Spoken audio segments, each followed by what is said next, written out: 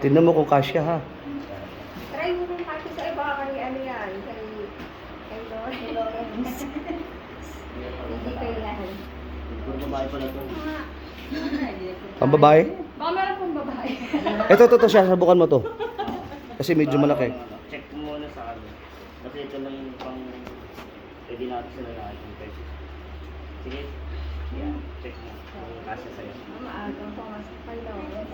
Yan. Sakto. Sakto ba? Sakto. Sakto sa akin. Okay na. Ano? Hindi masakit? Hindi naman masigit. Okay lang? Ah, sige, sa'yo na yan. Paano ito yung daliri? Uy, sasabihin mo. Thank you po. Yung pang babaeng isa, stay dry. Dito pa kasi masubukan mo dito sa kanya. Oo. Kailangan mo snake pin. Sige, kunin mo na ano.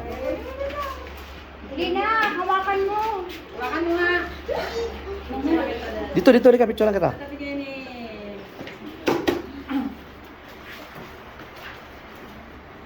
One, two, three.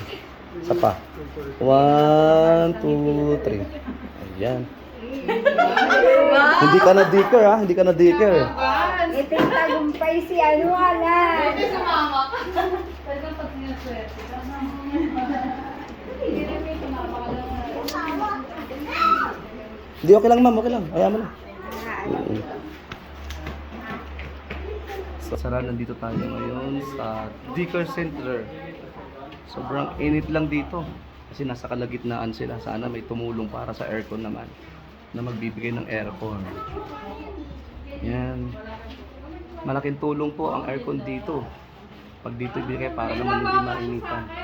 At nasa gitnang bukid sila ng mag-asawang sapak. Okay.